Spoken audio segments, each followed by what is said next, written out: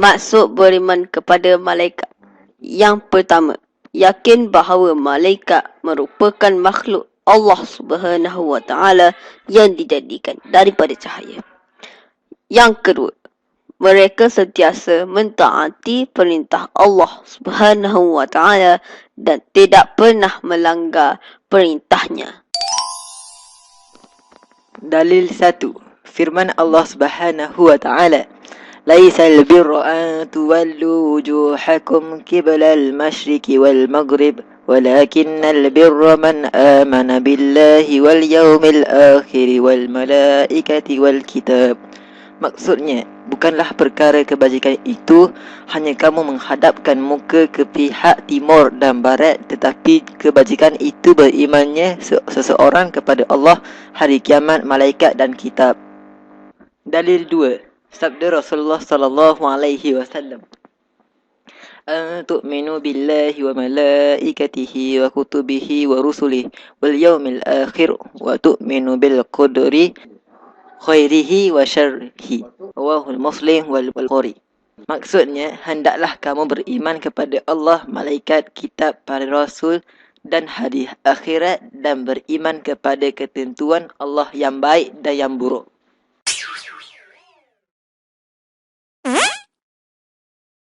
Nama dan tugas malaikat.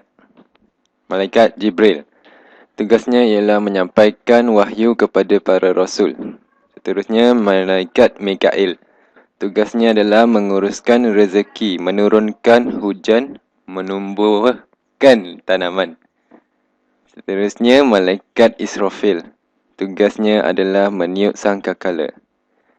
Dan selepas itu juga malaikat Israel mencabut nyawa semua makhluk yang bernyawa. Seterusnya, malaikat Raqib. Tugasnya adalah mencatat amalan baik manusia. Dan malaikat Atid mencatat amalan jahat manusia. Seterusnya, malaikat Munkar dan Nakir. Tugasnya adalah menyoal orang yang telah meninggal dunia. Malaikat Ridwan pula tugasnya adalah menjaga syurga. Dan akhir sekali, malaikat Malik. Tugasnya adalah menjaga neraka.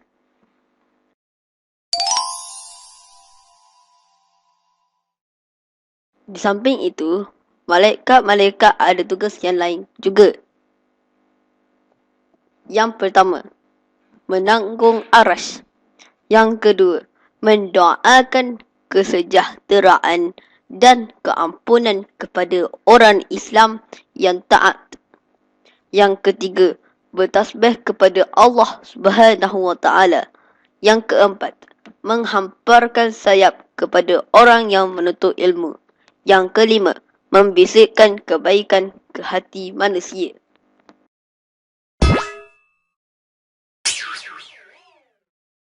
Sekarang kita lihat pula perbezaan antara manusia dan malaikat. Ada 3 aspek. Yang aspek fizikal. Malaikat dicipta daripada cahaya. Manusia dicipta daripada tanah.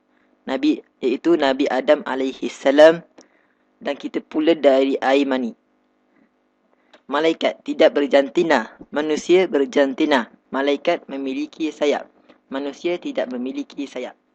Berikut ialah aspek sifat. Malaikat tidak bernafsu. Manusia bernafsu seperti berkahwin. Malaikat tidak makan dan minum.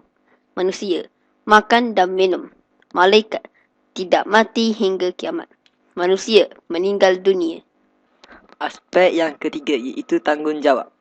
Malaikat sentiasa taat. Manusia ada yang taat dan ada yang ingkar. Malaikat pula menjalankan tanggungjawab tanpa balasan pahala. Manusia mendapat pahala dan dosa bagi setiap tindakan.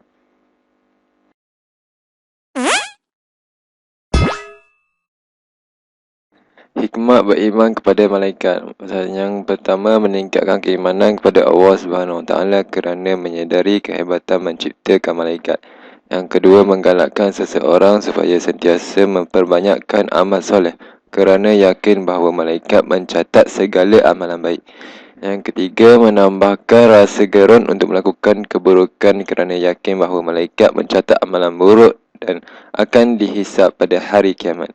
Yang keempat, menjadikan seseorang sentiasa berwaspada kerana setiap amalan yang dilakukan akan dicatat oleh malaikat. Yang kelima, membentuk peribadi Muslim yang sejati dengan cara melakukan suruhan Allah Subhanahu Wa Taala dan meninggalkan larangannya.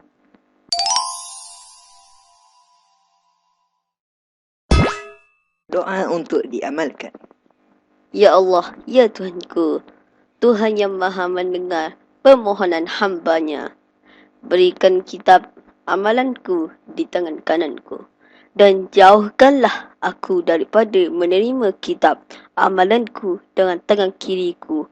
Wahai Tuhan yang maha pemurah lagi maha pengasihani.